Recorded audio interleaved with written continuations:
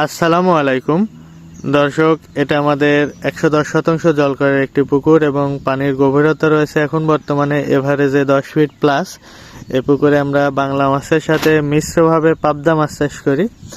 আসলে কি মাছ চাষ করি এটা ভিডিওর বিষয় না, ভিডিওর বিষয় হচ্ছে পুকুরের পানির কালার নিয়ে। তো দেখুন, আমাদের পুকুরের পানির কালার কিন্তু ঘোলা হয়ে আছে। পুকুরে পানিতে কোনো প্রকার কালার নাই। যদি কালার থাকতো পানি একটু সবুজ বর্ণ থাকতো। আর এখন শীতের মধ্যে পুকুরের পানিতে কালার হলেও আসলে সেভাবে সবুজ বর্ণ হয় না, একটু কালচে বর্ণের হয়। তো আমাদের পুকুরে কোনো প্রকারে কালার নেই, একেবারে পানি ঘোলাটে হয়ে আছে। যদিও পানির গভীরতা 10 ফিট প্লাস, এটা যদি 3-4 ফিট হতো তাহলে এই কালারটা মানে অনেক সময় এই কালারের উপরে কালার আসে না পুকুরে। তো আমাদের যেহেতু পানির গভীরতা বেশি, এর চাইতে ভালো কালার থাকা প্রয়োজন ছিল।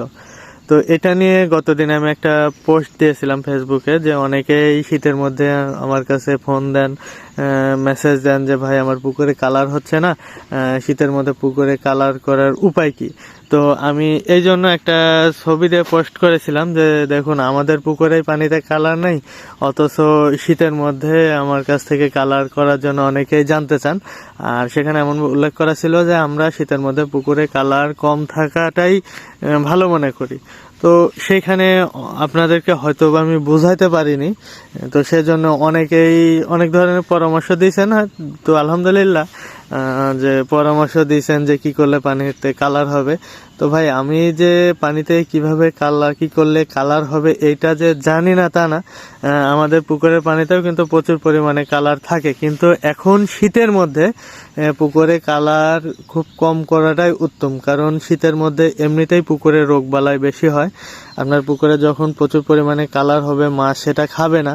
এখন মাছ কিন্তু কম খাচ্ছে এমনিতেই, যখন মাছ খাবে না তখন দেখা যাচ্ছে কালারটা নিচে পড়ে বিভিন্ন ধরনের রোগ জীবাণু তৈরি হয়ে যায়। আপনার যখন গরমের মধ্যে তখন মাছের খাবারের চাহিদা থাকে, দেখা যাচ্ছে পুকুরে প্রচুর পরিমাণে কালার হয়েছে, আপনি খাবার বন্ধ করলেন, মাছ কালারটা খেয়ে নিচ্ছে, আপনার পুকুরের পরিবেশ নিয়ন্ত্রণে আসছে। কিন্তু এখন যদি আপনার পুকুরে অতিরিক্ত কালার হয়ে যায়, আপনার কালারটা যদি না খায় না, আপনি খাবার কি বন্ধ করবেন, এমনিতেই তো খাবার খাচ্ছে না, তো তখন ক্ষতিগ্রস্ত হওয়ার সম্ভাবনা থাকে। তো আমি এইটা আপনাদেরকে বোঝাইতে চাইছি যে যারা ফোন দিচ্ছেন বা জানতে চাচ্ছেন যে শীতের মধ্যে কিভাবে কালার করব, তারা ভাই এখনো 2টা মাস ধৈর্য ধরুন। এখন মাঘ মাস চলতেছে, এই মাঘ মাসটা এবং ফাল্গুন মাসটা আপনারা এই 2টা মাস ধৈর্য ধরেন। এই 2টা মাসে পুকুরে কোনো ধরনের কালার করার চিন্তা ভাবনা করেন না।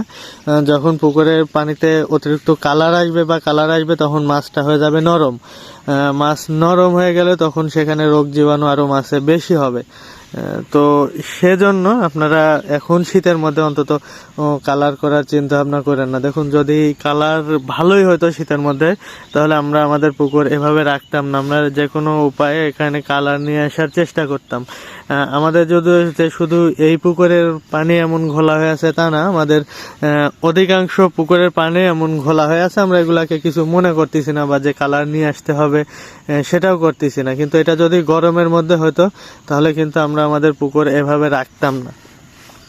তো কালার কিভাবে করতে হয় এটা আমরাও জানি, হয়তো আপনাদেরকে বোঝাতে পারিনি। আর যারা কালার করতে চাচ্ছেন তারা ধৈর্য ধরুন। এখন এই শীতের মধ্যে কোনো প্রকার সার পুকুরে দেওয়ার প্রয়োজন নাই।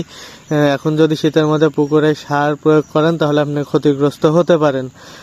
কারণ এখন প্রচুর পরিমাণে ভাইরাস আক্রান্ত হচ্ছে মাছের চারিদিকে, বিভিন্ন পুকুরে মাছের শরীরে ক্ষত সৃষ্টি হয়ে যাচ্ছে, ঘা ধরে সেখান থেকে পচন ধরে মাছ মারা যাচ্ছে।